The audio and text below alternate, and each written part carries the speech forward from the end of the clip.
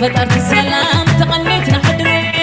أول حبات تغنينا مدري سلا نفستنا قفيلة بحري حجونا نكاس وانا قحتا سلا زنقصنا اللي وحليب قوتا عمام قدمينا نزلو ايدك حال والله سماينا نقيدو وموطع لكاتي تجميرنا خزات مرامك قبيس زرعة سمريت الله يقرف صقي كيف وصنا سبت كيسعنا زرعي عسير سنة عسير سنة يكرامتي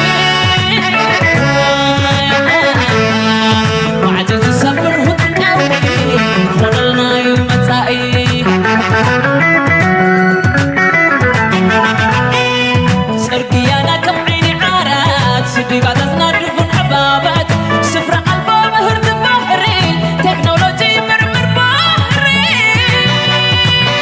ننقذ ونقبر شنشاي كتلم أبرو ننقذ رجو وننقذ بيتنا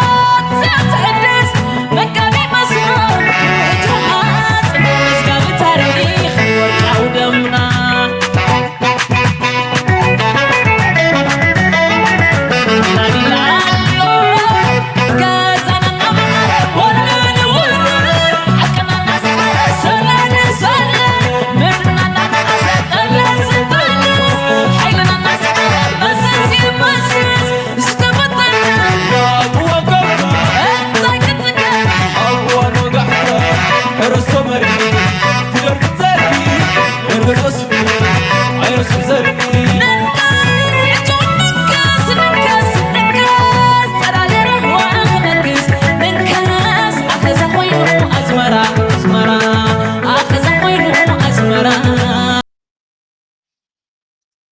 بنخست بالدرفي كنجمر كل جزية قالك كابتن دست بلني فولي سرحات ناي فرهي وتلزغون دست بلني كما يتخونوا تخطاتلتنا يزو channelنا كبوترون عاقم يبقعيو نجزيهم زمتن كنفلطوه كنمهارلو كنستوعلو زلنا زبلنا مستفل عليه تحسوتات حزنا باهم كبوترو دبخيلنا لايك بمقبار سبورت بمقبار كومنت بمصحف دقفكم كتقلصوا لنا دما ناي وترو تعويعتنايو نسخاتكم كل جزية سميكم سلا تحجزوا دما قبل بنا مسجن نايلومي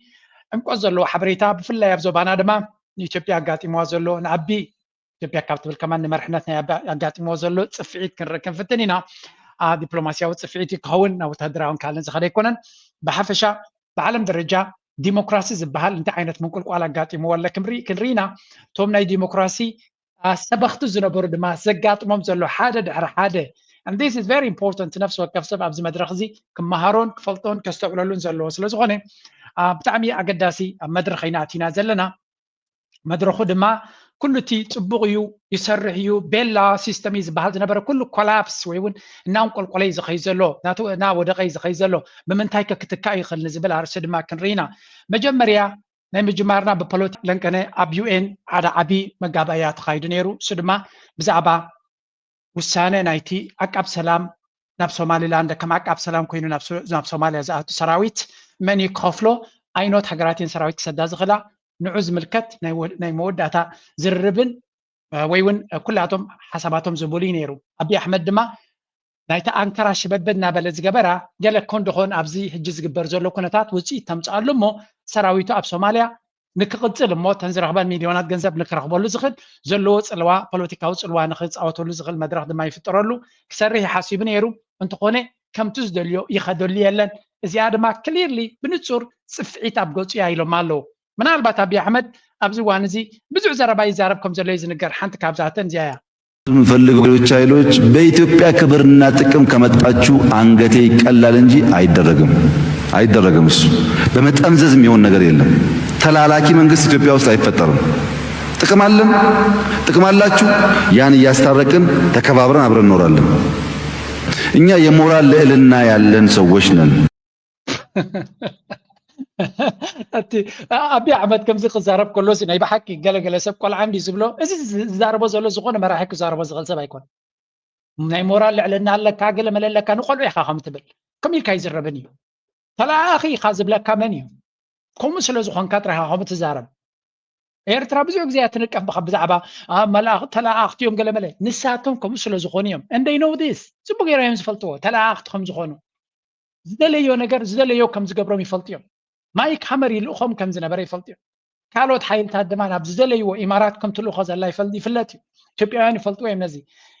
ነዚ ስለ ዝፈልጥ ድማ እዩ አይ ቲንክ ሶሻል ሚድያ ክሰምዕ ስለ ዝውዕል ድማ እዩ ነዚ ነገራት ዓይነ ዘረባ ዝዛረብ ምናልባት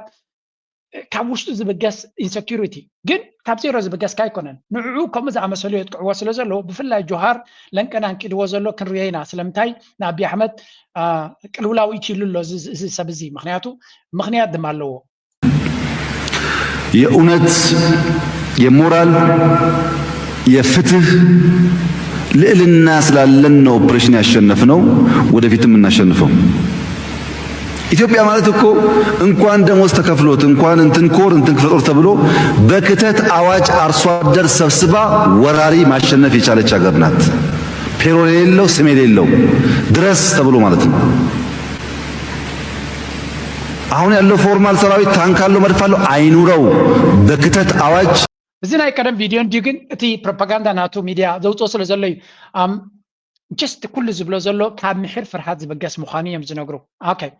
ካልእ ሓድሽ ዲፕሎማት ኣምፂኢሎ ንሱ ዝበሎ እውን ክንሰምዕ ኢና because there's so many variables ኣብዚ እዋን እዚ ኣብዪ ኣሕመድ ሽግር ኣጋጢሞ ከም ዘሎ ዝንገር ዘሎ እዚ ከዓ ብኩሉ መንገዲ እዩ ቅልውላው ኣጋጢምዎ ዘሎ ሓደ ካብቲ ዓብዪ ቅልውላው ፈጢሩሉ ዘሎ ጉዳይ ድማ እዚ ክኸውን ዝኽእል መጀመርያ በዚያ እስከ ንጀምር contributing countries for their service and sacrifice to ATMIS and AMISOM. And we pay tribute to those who lost their lives in support of those missions. The fight against Al-Shabaab and other terrorist elements in Somalia, Mobilization Office in Somalia, providing critical ወኪል ናይ ሕብራት መንግስታት ኣሜሪካ ኣብቲ ዝተገበረ መጋባእያ ንሳያት መርሖ ነይራ እንታይ የሚሎም ሶማልያን ኢትዮጵያን መን ኢቶ ክበኣሱ ከለዉ ኣብቲ ሴኪሪቲ ካውንስል ግን ትዝለዓለ ባእሲ እንታይ ነይሩ መን ይኽፈሎ እቲ ገንዘብ ናይቶም ኣቃብ ሰላም ኣሜሪካ ብዙሕ ስለ ንኸፍል ዝነበርና ሕጂ ክንከፍል ኣይንኽእልን ኢና ብፍላይ ዶናልድ ትራምፕ ድማ ነዚ ጉዳይ እዚ እውን ኣንጻሩ ጠጠው ክብል ከም ዝኽእልን ካልኦት ሃገራት ኤውሮጳን ካልኦት ሓይልታትን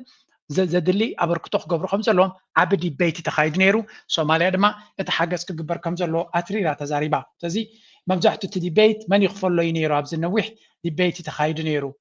መወዳእታ ግን ገለ ነገር ክግበር ከም ዘለዎ እያ ተማሕፂና expedient in the short term would run the risk of undermining the credibility of this new model over the long term. Colleagues, the United States will remain a steadfast proponent of the African Union's peace support operations and our partner, Somalia. We will do all in our power to support and strengthen Resolution 2719 as agreed by the ኣሜሪካ ነዚ ደገፍ ነቲ ዘለዋ ደገፍ ክትቅፅል ምዃና እንተኾነ ኣብቲ ኣገባብ ፋንዲንግ ካልኦት ሃገራት ከበርክታ ከም ዘለዋ ተዛሪባ ኣላ ኣብዚ ጉዳይ እዚ ሶማልያ ነዊሕ ዘረባ ተዛሪባ ግን እታ ቀንዲ ኣገዳሲት ንኢትዮጵያ ዝሃብዎ መልሲ እዩ ኢትዮጵያ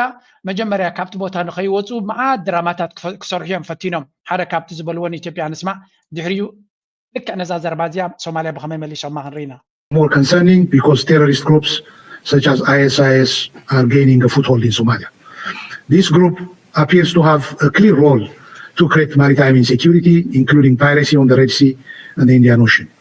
Al-Shabaab has also enhanced its ability to mobilize resources and finance from within and outside Somalia. It also acquires advanced weaponry and equipment. እንታይ እዮም ዝብሉ ዘለዉ ኢትዮጵያ ብዝተኻለ መጠን እቲ ዘሎ ፀገም ኣብ ሶማልያ ኣልሸባብ ሓይሉ ኣሎ ካልኦት ዕጡቃት ጉጅለታት ድማ ናሓይሉ ይመፁ ኣለዉ እቲ ፀጥታ ናይ ኣልሸባብ ይኹን ናይ ካልኦት ግብረ ሽበራዊ ሓይሊ ኣብ ሶማልያ እናበዝሐ ይኸይድ ኣሎ ነቲ ዞባ ሽግር ክፈጥረሉ ይኽእል እዩ ብምባል ብዙሕ ዘረባ እዮም ዝዛረቦ ከምዚ ትማሊ ዝመፁ ናብዚ ቦታ እዮም ዝመስሉ ካብ 2006 ኣብቲ ቦታ እዮም ነይሮም ግብረ ሽበራ ተኮይኖም ዘይሰዓርዎ እቲ ግብረ ሽበራ ከጥፍዎ ስለምንታይ ዘይከኣሉ ምክንያቱ ከምዚ ሓደ ነገር እቲ ግብረ ሽበራ ንዓመታት ተቆፂሉ እንታይ ክትብል ዘለካ እቲ ግብረ ሽበራ ንዕኡ ኣብኡ ኩሉ ዝደሊ ሓይሊ ስለ ዘሎ ጥራይ ንግብረ ሽበራ ንኽትምክት 6 ሃገራት ኣቃብ ሰላም የድልየካኒ ንእሽተይ ውግእ ዘድልየካ ንግብረ ሽበራዊ ሓይሊ መንግስቲ ዘይብሉ ሰራዊት ንኽትስዕር ግን እቲ ግብረ ሽበራ መን እዩ መን ይፋንድ ዝገብሮ ዘሎ እንታወት እዮም ኣብኡ ዕጡቃት ዘለዉ እንተሪኢልካ ብዙሓት ኢትዮጵያ መበቆል ዘለዎም ኣብቲ ናይ ኣልሸባብ ሰራዊት ከም ዘለዉ እዩ ዝንገር ስለዚ ኢትዮጵያ እቲ ኣልሸባብ ትገብሮ ዘላ ክንብል ኣይንኽእልና ግን ኢንዳይሬክት ኢድ ከም ዘለዋ እቲ ናይ ኣልሸባብ ሕቶ ድማ ስራሕ ስለ ዝኾነ ንዓታቶም ከም ኣቃብ ሰላም ኮይኖም ንኽነብሩ ተኮይኖም ኣብ ናይ ሶማልያ ውሽጣዊ ጉዳይ ተራ ክፃወቱ ተኮይኖም ንኢትዮጵያ ሓደ ምክንያት የድልያ ንኣሜሪካ እውን ምክንያት የድልያ ስለዚ ጉዳይና ሶማሊያ ኢዶም ክእቱ ክሳብ ዝኾኑ እቲ ናይ ግብረ ሽበራ ዝብል ቴማ ከድልዮም እዩ ውፅኢት ናቱ ድማ ኣብቲ ፖለቲካዊ ጌም ንክፃወቱ ይገብሮም ኣሎ ኣብዚ ድማ ድራማ ቡክ ክሰርሑ እዮም ፈቲኖም over the years. We look forward to working closely with the federal government of Somalia that we trust will continue to be a committed partner in counter-terrorism efforts. Ethiopia stands ready to continue its role in the post-ATMIS mission. Finally, Madam President, countering terrorism and stabilizing Somalia is informed by a shared regional policy of interdependence that aims at ensuring collective fighting terrorism in Somalia should be advised to እንታይ እዮም ዝገብሩ ዘለዉ እስከ በቃ ንሕና ሶማልያ ግድን ክንሕግዛ ክንክእል ኣለና ወላ ሶማልያ ኣይደልን እየ እናበለቶም ከላ ኣይደልን እየ ከም ዝበለቶም ድማ ኣብዚያ ስምዑ ክሊርሊ ባዕሉ ነዛ ዘረባ ምስ በለ ኣብዚያ እቲ ወኪል ናይ ሶማልያ ዝበሎ ስምዑ Thank you, Madam President, for giving me the floor again.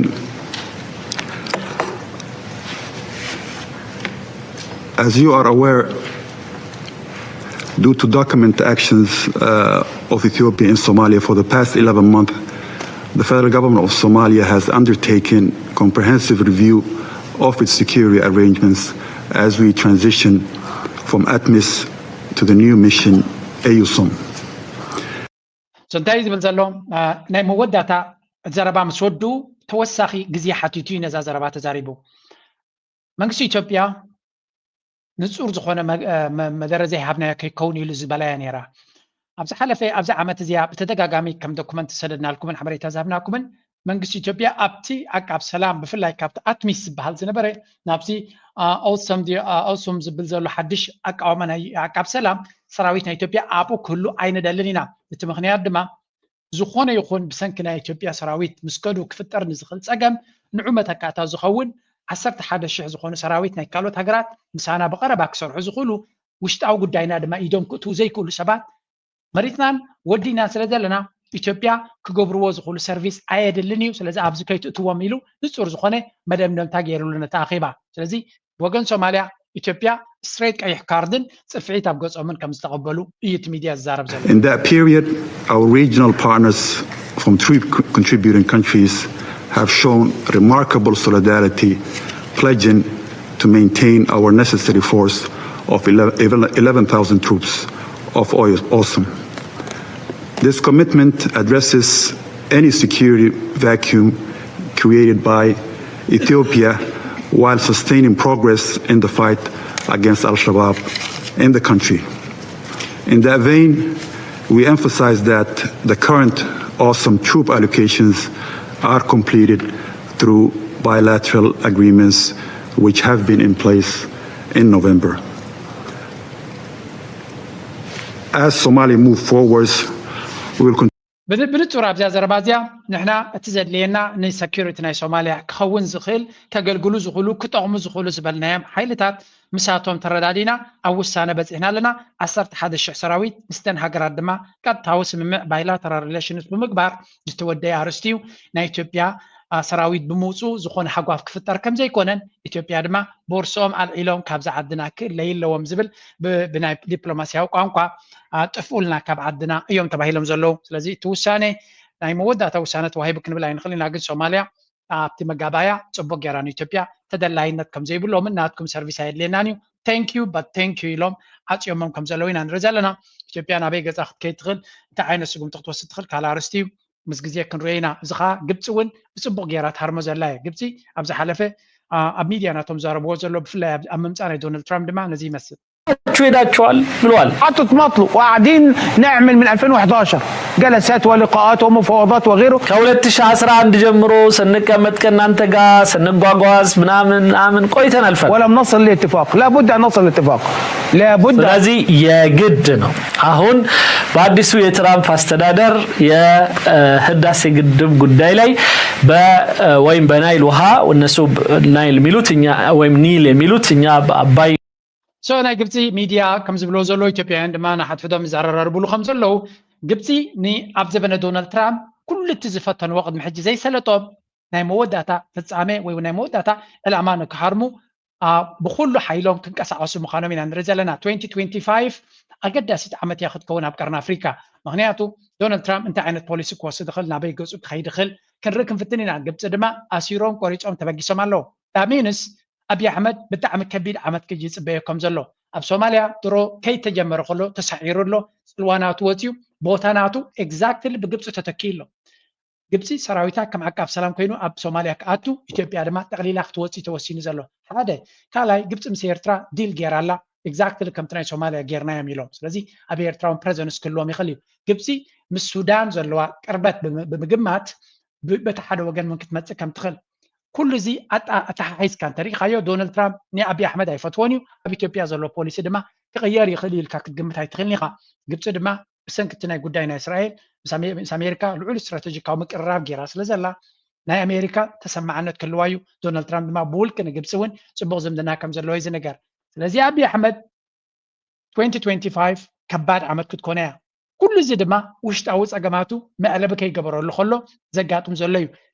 نزوج دايزي بينا باينو دبلوماسيات جيري وكمكتو منستر قدات وصاي خوين تمريص زلوا زجبروا انترفيو سمعوزي hopeful with the new trajectory that Ethiopia is on. What are you most hopeful about? Through the national dialogue process, through the transitional justice process, and also through DDR process, a new generation of Ethiopians who have reached a degree of consensus on what being Ethiopian means, what kind of Ethiopia we want to see, state institutions that نريد لنا تحدش منستر قدات وصاي اب وعي زخونه دبلوماسيا وعالم زيت منستر قدات وصاي نا امريكا نا اثيوبيا توب دبلومات كخون مالتيو تصبو نغرو نشتي منسي بمخانو منسيات كمزاب افريكا في سلطان كتريوم كلها كل جزء دسي بلاكا تقمت قالنا تدما 110 مليون زلهم is this the best person they can find if this is the best person they can find تزبلت اسب كاب 110 مليون حزبي تزبلت دبلومات كخونم زغل زندحر خوينو maybe انت هاجر وين انا بعلى صقم كم زلوا بزي خاتفلت مغنياتو نشتيو دكتور يوم زبلو منستر فتح نيرو كن كتريو خلها first impression نات كتريو خلها كم كامبانو خينكا صراحه نات كم جمري افك خفت كل بريزنت خبر كل كتريو خلها نات كم ممزن تبيغا انا داتو انترفيو بانجلش كسمع يتبني ري and this is the first thing and convincing I couldn't just تونكو تمريص له زلو كون زخل زبلانه دونالد ترامب ابي احمد سلازونيو ابزي وانا زي ابي احمد سقات سلازلون سلطانو ابتاتكو نسو زامنوم كتالموني يكونون يم زبلهم سبات امبرتم زبقوا سبات زبلهم هيكونن كغبر زخل مغنياتو فرق كم زلون رلنا تفرد ما بكل من قد دمت زليو حدا كاباتهم دما تفرد فترو له زل حدا كابتم انا ابي احمد باي ذا واي ابي احمد ببزح نجر فريزا قات مزلو حدا كابتم قندي سقات كوينو مزلو ابزي وانا زي تنايفانو اكتيف وقع ابز كايدلو زلو قال كله نار انا نخيد لنا جن تزعبي سقات كونو زخل زبال زلو جن جوهر محمد مخاني زنقر and the reason is جوهر بزح نجر كجبرو بزح كان معلق خمس زخل سلد فلت ታይቶ የማይታወቅ አደጋ ውስጥ ያለች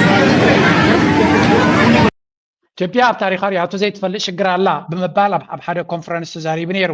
ነዚ ድማ ከም መቐፀልታ ኣብዚ እውን ሓደ ብዛዕባ ዝርርብ ተኻይዱ ነይሩ ስምዕዎ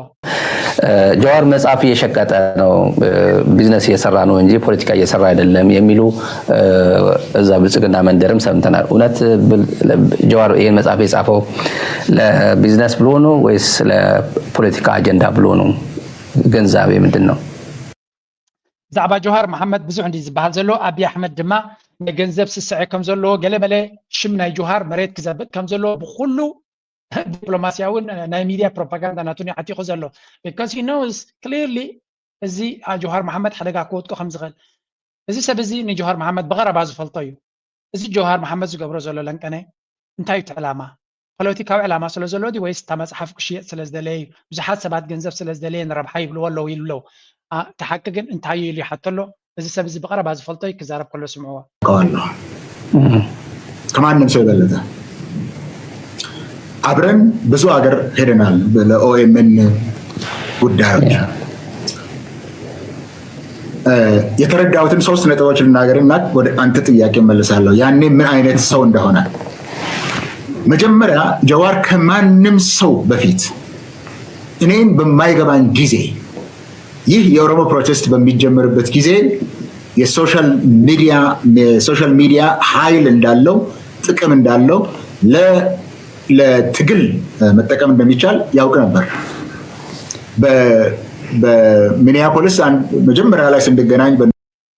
مجمريا أنني جوهر محمد بوغيرز فلطة فلطة خلو قدما قد بحتو خامة من لاسي انتا انتا إلا ما يمتسي زلو قد مبالنا جوهر محمد حدا نقر الله فلوي نقر أنا زي فلطة زنبركو قد ما نمسب زفلطة إلو بسودما ميديا غيركا بوليتيكا وسلطان مقيار كن جوهر محمد زفلطة يلن إلو زدما أكتشنا أسرت حمشن درو دفلطة زنبري سوشيال ميديا كم زنا إلو مسلوا خي قبر خلو نسو بت زنبرو سلوا نتمنقس شعو زنبري كقمت له يخل كم زنبري فلت نيرو حجون exactly ناي ميديا باور كم زلون العلامات ما كتك أملو بحرز بالسب كم زي كوني. እኔ እኮ መቶ ሺህ ሰዎች ተከታዮች አሉኝና በዙ እንጠቀማለን ሲለኝ እኔ አልገባኝም ነበር ምን እንደሚያወራ እኔ አልገባኝም ነበር ምን አንደ ነገር ግን ፌስቡክን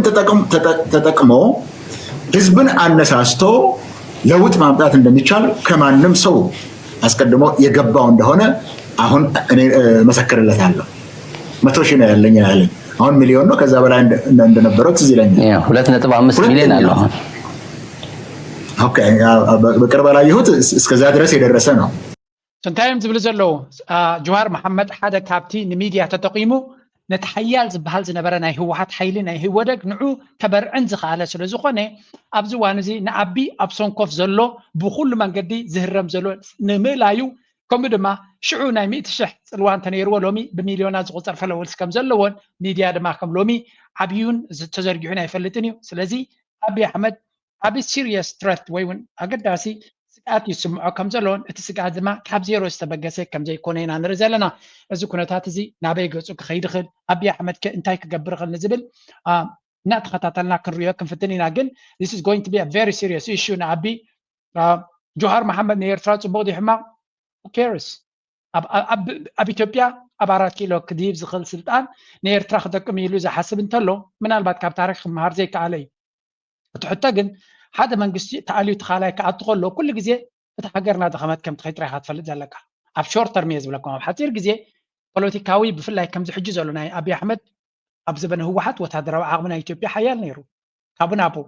ህወሓት ምስ ወረደ ኣብ መፅኡ ኣብ መንጎ ዝነበረ ጎንፂ ወታደራዊ ዓቕሚ ሃገር ናይቲ ሃገር መሊሱ ንታሕቲ ሪድዎ ሕጂ ድማ ንዓቢ ኣልዮም ናብ ካልእ ክኸዱ ከለዉ መሊሱ እዩ ክትሕት ፍልልይ ናይቲ ሃገር ድማ ንዓበየ ክኸይድ ስለዚ እቲ ሕቶ ነተን ኣብቲ ዞባ ዙርያ ዘለዋ ኢትዮጵያ ስጋት ትፈጥረለን ሃገራት ፅቡቅ ነገር እዩ ምክንያቱ ወታደራዊ ዓቕሚ ናይዚ ሃገር ዝክደክም ከሎ ኣድቫንቴጅ ዝበካ ምክንያቱ እዚኦም ሰባት እዚኣቶም ሓይሊ ክስምዖም ከሎ ወይ እውን ንእሽተይ ርቅኣት ክረኽቡ ከለዉ እንታይ ክገብሩ ከም ዝደልዩ ካብ ኣፎም ብተደጋጋሚ ንሰምዖ ስለ ዘለና ሶሻል ሚዲያን ፓወር ከማንም ሰው በፊት የገባው ስለነበረ ነው አስቀድሞ ማየት ይችላል ማለቴ ነው ሁለተኛ የፖለቲካ አንድነት ያስፈልጋል የኦሮሞ ህዝብ አንድነቱን እንደገና እንዲያገኝ ያደርጋል ለምን እኔ አብረን እየሄድን በየቦታው ከኦሮሞ ዲያስፖራ ጋር እንናገር ነበር በየቦታው ኢንጌጅ እናደርግ ነበር በአውሮፓ በአሜሪካ ቀድሞ የገባው ነው የነበረው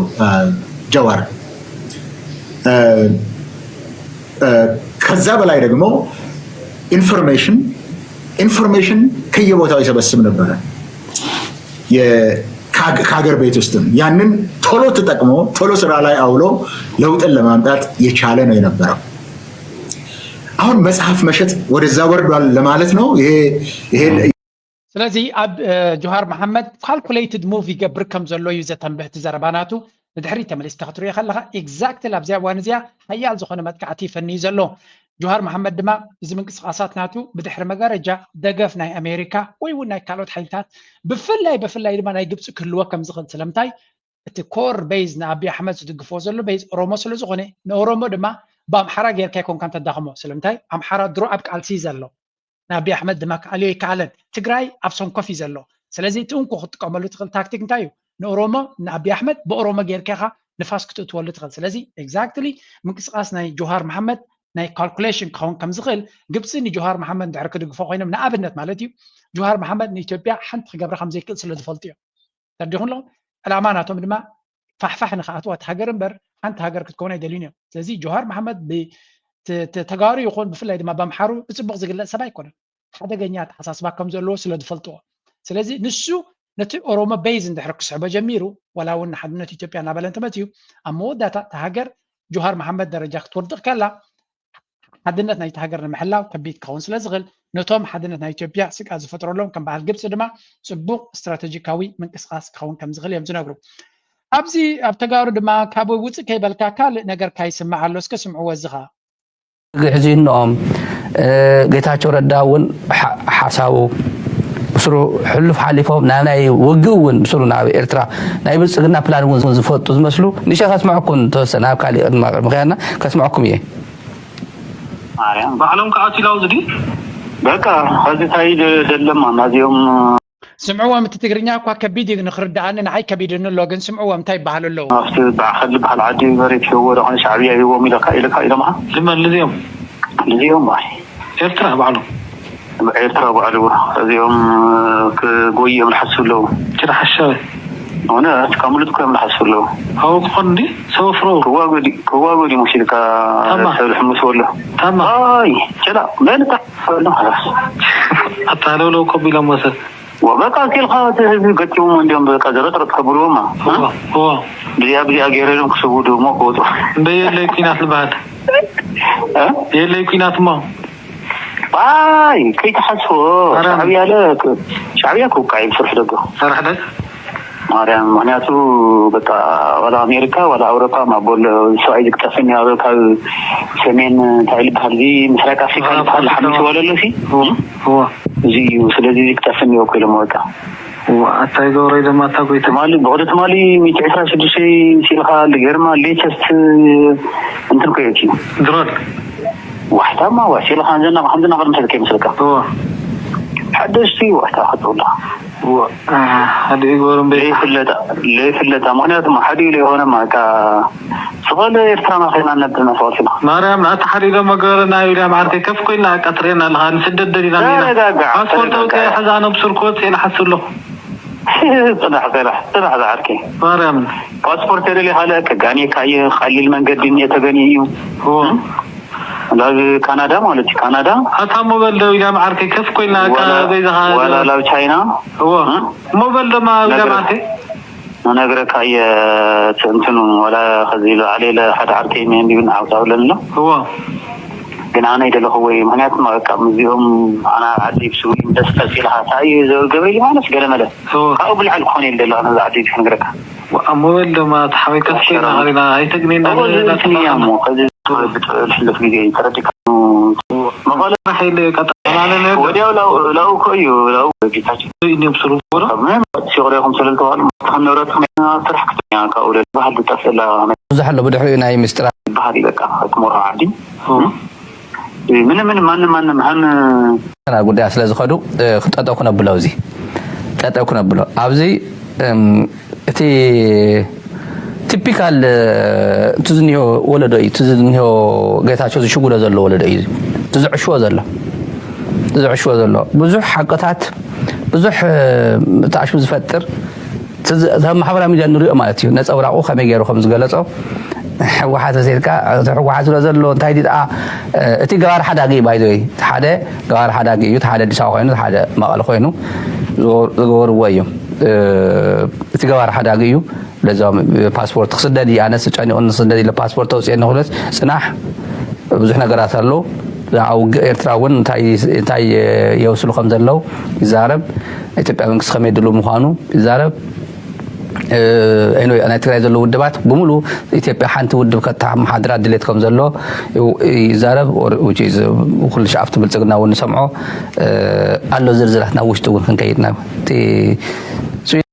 تاينا نرزلنا تحلمي زي قارص حلم مخانو بفلاي دما بعين وتهدروا عيني من كل ጊዜ كنذكروا زلنا نزي اي كنذكروا زليكم انا سمعوا ازيا በአዛዥነት መጣ በአዛዥነት ከዘራ እንዲ ያሽከረከረ መጣና ጦርነት ጀመረ ተጨፈጨፈን አንድም ቦታ ፈቀቅ ማድረግ አልቻልንም አንድ ክፍለ ጦር ያመጣል ያስገባል ይጨፈጨፋል ሌላ ክፍለ ጦር ያመጣል ያስገባል ይጨፈጨፋል እሱ በኔ ላይ ነው የመጣው ባርገኔ አዛዥ አይደል እና እኔ ለምን አዛዥ አልሆንኩም የሚል ኮምፕሌን ለማቅረብ አይደለም ምክንያቱም በዛ በኩል ጦርነትም አያስፈልግም ለምንድን ነው የምንዋጋ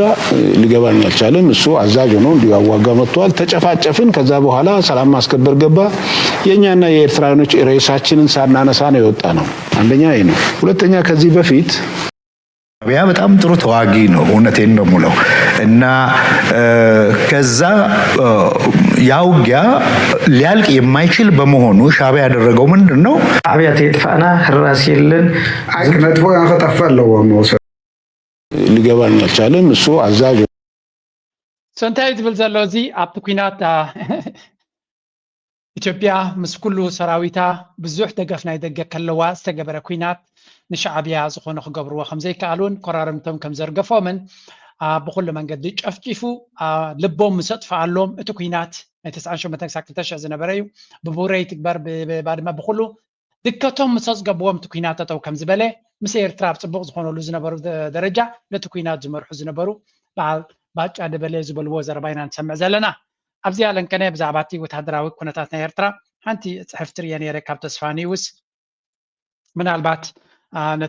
ነቲ ናይ ኤርትራ ዓቕሚ ትገልፅ እያ። ኣብ ኤርትራ እዚኦም ትሪእዎም ዘለዎም ጀነራላት እዮም ክንደይ ግዜ ተዛሪበልኩም እያ። ኣብ ኤርትራ ዘሎ ወታደራዊ ዓቕሚ ተመክሮ ኣብ ዝኾነ ይኹን ኣፍሪካ ክትረኽቦ ትኽእል ኣይኮነን። ምክንያቱ ብደረጃ ብቁፅሪ ዓውደ ኩናት ዝተሳተፍዎ ዝገበርዎ ተመክሮ ዝተኻፈልዎ ብድሆታት ዝሓለፍዎ መስገደላት ኩሉ ኣብ ግምት ብምእታው ኣብ ኤርትራ ዘሎ ወታደራዊ ተመክሮ ካብ ወለዶ ናብ ወለዶ ድማ ዝሰግር ዘሎ ኣብ ዝኾነ ይኹን ኣፍሪካ ክትረኽቦ ትኽእል ከም ዘይኮነ ምግንዛብ የድሊ። ኦን ቶፕ ኦፍ ዳት እዚ ትሪእዎ ዘለኹም ሰራዊት ኣብ ዝተፈላለየ መንገዲ ደረጃ ወታደራዊ ዓቕምናቱ ላዕሊ ጥራይ ዘይኮነሲ ብዓይኒ መለክዕ ናይ ካልኦት ትሪኦ ከለካ ኤርትራ ክሳብ ሕጂ 2 ጀነራላት ጥራይ በፂሓ ዘላ ኢሉ 2 ጀነራላት 4 ስታር ጀነራል ዲ ወላ 5 ስታር ጀነራል ኣብ ኤርትራ ክሳብ ሕጂ 2 እዮም ዘለዉ። ኣነ ግርም እየ ዝብለኒ እቲ ዓቕሚ ናይ ወታደራዊ ዓቕሚ ናይ ኤርትራ ኣብ ግምት ብምእታው ናይ ብሓቂ ኣብ ኤርትራ ከምቲ ዝድለ ወታደራዊ ሽመት ይወሃብ ከም ዘየሎ በንፃሩ ኢቨን ምሩኻት ናይ ኤርትራ ዝነበሩ ሰባት ክሳብ ናይ ፊልድ ማርሻል ዲ ወላ ናይ ኣድሚራል ዝብል ደረጃ ስልጣን ከም ዝበፅሑ ዘለዉ። ኣነ ሕጂ እቶም ኢትዮጵያውያን ከምኡ ዓይነት ስልጣን ምሃቦም ኣይነቕፍ ናይ ኤርትራ ግን ወታደራዊ ሽመት ክትብ ዝግብኣ ኮይኑ ይስምዓኒ። ገለገለ ሰብ ኣለዎ ከምኡ እኮ ኣብ ሰውራ ሰውራ ሽዑ ካሊእ ሕጂ ግን ሃገር ኢና ዘለና ሃገር ድማ ዝግብኦ ሽመት ክትቦ ክትክል ኣለካ ሰራዊት ልክዕ ከምቲ ፖለቲከኛ ፕሬዚደንት ኣለና ወይ እውን ገለ ንብሎ እቲ ዝድለ ሽመት ክትብ ድማ ግዴታ ቅቡል ኮይኑ ይስምዓኒ ግን ንሱ ስለ ዘይተዋሃበ ዝተረፈ anyway I hope እቲ መንግስቲ already ደዋፅኦ መንገዲ መሪፁ ውፅኢት ድማ የምፃሉ ስለ ዘሎ ይቕፅል ኣሎ። ግን ናይ ብሓቂ ክብሪ ዝግብኦም ወታደራውያን ኣዘሲ ስለ ዘለዉ ካብ ኢትዮጵያ ዝመፅእ እንደራ ይኹን ትዕቢት ከምፅኦ ዝኽእል ከም ዘየለ ምግንዛብ የድሊ። ካብቲ ናይ ወታደራዊ ቋንቋ ወፂና ድማ እዚኣ ንስማ ኣብ ናይ ዓለም ዕዳጋ ኩነታት ንምእታው ኮሊሊ ጥራይ ነቲ ኣብ መላእ ዓለም ኣብ ኤርትራ ዝርከብ ኮሊሊ ፖታሽ ኣዝዩ ሰፊሕ እዩ። ነዚ ኣብ ናይ ዓለም ዕዳጋ ኩነታት ንምእታው ኮሊሊ ጥራይ ነቲ ኣብ መላእ ዓለም ዘሎ ናይ ፖታሽ ሳልፌት ጠለብ ን30 ዓመት ከማልኦ ይኽእል እዩ። ኣብ ከባቢ ባዳ ዞባ ሰሜናዊ ቀይሕ ባሕሪ ካብ ከተማ ምፅዋዕ 230 ኪሎ ሜትር ንደቡባዊ ምዕራብ ርሒቑ ዝርከብ ኮሊሊ ገዚፍ ኩምራ ናይ ፖታሽየም ሳልፌት ዘለዎ እዩ። ፖታሽ ኣብ ምፍራይ ድኹዒ ዝውዕል ማዕድን ኮይኑ ብመልክዕ ሳልፌት ንዝኸውን ፖታሽየም ሳልፌት ወይ ሳልፌት ኦፍ ፖታሽ ይበሃል። ሳልፌት ኦፍ ፖታሽ ኣብ ምህርቲ ፍሩታታት ኣሕምልትን ዓይነታት ፉልን ዝኣመሰሉ ኣብ ክሎራይን ነፃ ዝኾነ ድኹዒ ስለ ዘድልዮም ነዚኦም ንምፍራይ ዝውዕል ተጠላቢ ድኹዒ እዩ። ብሉፅነት ፕሮጀክት ፖታሽ ኩሉሊ ፕሮጀክት ኩሉሊ ምስ ካልኦት ናይ ፖታሽ ዕድና እዚ ፕሮጀክት ናይ ኮሉሊ ዲ ወላ ኮላሊ ዝብል ዝነበረ ፕሮጀክት ናይ ፖታሽ ከምኡውን ናይ ሳልፌት ሓደ ካብቶም ንኤርትራ ሱር በተኻዊ ለውጢ ክገብረላ ዝኽእል ኣብቲ ቁጠባ ብዙሓት ማዕድናት እዮም ዘለዎ ግን ኣብቲ ቁጠባ ናይ ኤርትራ ዓብ ለውጢ ክገብር ዝኽእል ትፅቢት ዝግበረሉ ማዕድን እንተሎ እዚ ናይ መዕደኒ ቦታን እዚ ማዕድን እዝን ምዃኑ እዩ ዝንገር ዘሎ። ብገምጋም ናይ UNDP ካልኦት ትካላት ከም ዝረኣይዎ ኣብ ኤርትራ ዓብዪ ኣስተዋፅኦ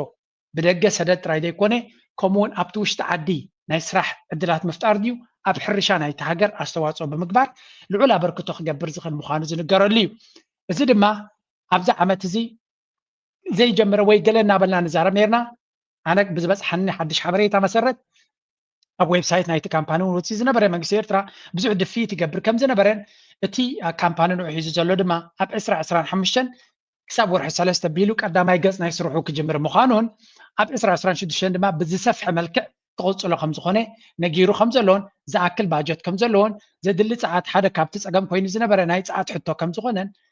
ኣብቲ ቦታቲ ድማ ብሶላር ዝምንጩ ፀጋታት ስለ ዘሎ ብሶላር ዝምንጩ ሰዓት ንክገብር ተተኺሉ ስለዘሎ እቲ ፕሮጀክት ተዕዳናቲ ንስራሕ ክጅምር ምዃኑን ድሮ ኣበርክቶ ናቱ ክገብር ኣብ ምጉያይ ከም ዘሎን እዩ ተነጊሩ ዘሎ ነሳቶም እውን ሓበሬታ ውፅኦም ነይሮም እዚ ብመልክዕ ኤርትራ ክትሪኦ ከለካ ኣብዚ ሕጂ ዘለናዮ መድረክ ምስቲ ትኸዶ ዘለት ሃገር ሓደ ዓብዪ ኣስተዋፅኦ ክገብር ዝኽእል እዩ ንግዚኡ ብባፅዕ ገይሩ እቲ ማዕድን ንደገ ክስደድ እቲ ወደብ ማለት እዩ ንሓዋሪ ግን ከም ትሪእዎ ዘለኹም ወደብ ክስራሓሉ ኣንፊለ ዝበሃል ቦታ ወደብ ተሰሪሒሉ ብኡ ክኸይድ ከሎ ድማ ዝያዳ መክሰብ ክህልዎ ከም ዝኽእል እዩ ዝነገር ዘሎ በቲ ኮይኑ በቲ እዚ ፕሮጀክት እዚ ክጅምር ኣብ ምቅርራብ ከም ዘሎ ክንሰምዕ ከለና ወይ እውን ክብገስ ምዃኑ ምፍላጥ ነፍሱ ዝኸኣለ ሓጎስ ዝፈጥር እዩ ምክንያቱ ኣፍኮርስ ነቲ ዝድለ ዘሎ ለውጢ ፀጋታት የድልየካ ወይ እውን ገንዘብ የድልየካ ገንዘብ ድማ ካብ ዜሮ ኣይኮነን ዝመፅእ ብዝተኻለ መጠን ካብቲ ናትካ ዘሎ ብፍላይ ንማዕድናት ኤርትራ ሲሪየስሊ ሒዙ እቲ መንግስቲ ብቁርጡ መንገዲ ንደገ ሰደድ ብምግባር እቲ ገንዘብ ናብ ካልእ ኢንቨስትመንት ክገብሮ ስለ ዝኽእል ዘሎ እዚ ኩነታት እዚ ብፍላይ ሰላምን ርግኣትን ናይቲ ዞባና እዞም ዓንደርቲ ዝኾኑ ጎረቤትና ምናልባት ንሳቶም ጉዳዮም ዳኸይልክመና እምበር እቲ ኩነታት ናይ ኤርትራ ዓብዪ ኣስተዋፅኦ ክገብረላ ዝኽእል ኮይኑ ይስማዓኒ ንዑ ሒዙ ዘሎ ብመሻርክቲ ናይ ኤርትራ ድማ ናይ ቻይና ካምፓኒ ምስ ምዃኑ ቻይና ዘለዋ ፖሊሲ ዝሓለፈ እውን ናይ ቀርኒ ኣፍሪካ ፍሉይ ልኡኽ መፂኡ ነይሩ ስለዚ እሱ እውን ኣብቲ ጉዳይ እቲ ዲስካሽን ተገይሩ ከም ዘሎ ናብቲ መንገዲ ምዕባለ ዘሎ ኣብ መንጎ ኤርትራን ቻይናን ዝግበር ዘሎ ብዝለዓለ ፍጥነት ክቕፅል ከም ዝኾነ ስለ ዝነገረ እዚ ነፍሱ ዝኻለ ለውጢ ከምፅእ ዝኽእል እዩ ናይ ብሓቂ ግን ተስፋ ዝህብ እዩ እቲ መንእሰያት ናይ ኤርትራ ድማ ኣይሆፕ እዚ ኩነታት እዚ ክፀልዎም ብኣወንታ ክፀልዎም ነቲ መንእሰይ ድማ ናይ ስራሕ ዕድላት ክፈጥር ነቲ ቁጠባ ምብርባር ድማ ዓብ ኣስተዋፅኦ ክህልዎ ናይ ብሓቂ ተስፋ ንገብር ሰብ ተስፋ ስለ ዝኾንና ድማ ተስፋ ምግባር ኣገዳስነት ኣለዎ ከም ወትሩ ድማ ንህዝብና ክጠቅም ዝኽእል እዩ ዝበልናዮ ሓበሬታ ናባኹም ከነምፅእ ክንፍትን ኢና ዘሎ ፖለቲካዊ ሓሸውየ ምፍላጡን ምግንዛቡን የድሊ ካብ መዓዝን ናይቲ ምዕባለ ከይኮላልፈና ግን ክንጥንቀቕ ኣለና የስ ክንሰምዖን ክንከታተሎን ኣለና ግን ኣንፈትና ኩሉ ግዜ ቀዳምነት ናትና ወይ ከዓ ፎከስ ወይ እውን እቲ ኣቓልቦ ናብቲ ምዕባለን ግስጋስን ክኸውን ተስፋ ንገብር ናብኡ ክኸውን ድማ ንምሕፀን ናይ ሎማ ኣርእስቲ ኣብዚ ክውድእ ክፍትን እየ ኣብ ካልእ ስራሕ ክሳብ ንራኸብ ድሓንኩ ንብለኩም ምዝያ ብልፅ ዝደርፊ ክገድፈኩም እየ ደገፍኩምን ሰፖርት ናትኩምን ላይክ ሼር ኮሜንት ብምግባር ኣብ ታሕቲ ክትገድፉልና ንምሕፀን ለትጎ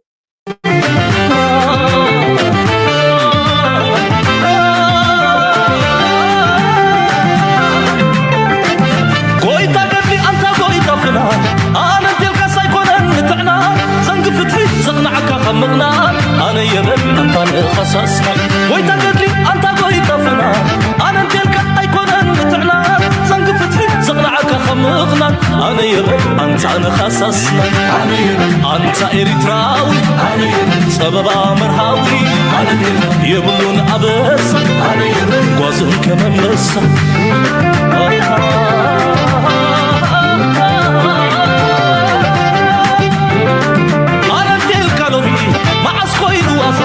تفارن كان بخاب برد بفراسة سعر كايرم بخاب وشتن بدك حقنات كعبي أنا بتحقق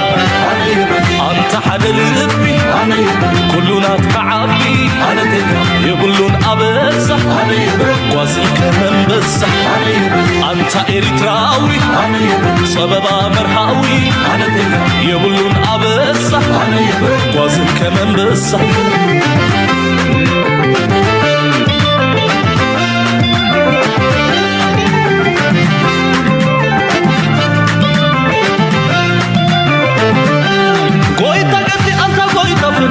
أنا تلك سيكون نتعنا زنق فتحي زقنعك خمقنا أنا يبل أنت نقصصنا ويتقدي أنت ويتفنا أنا تلك سيكون نتعنا زنق فتحي زقنعك خمقنا أنا يبل أنت نقصصنا أنت إريتراوي سبب مرهاوي يبلون أبس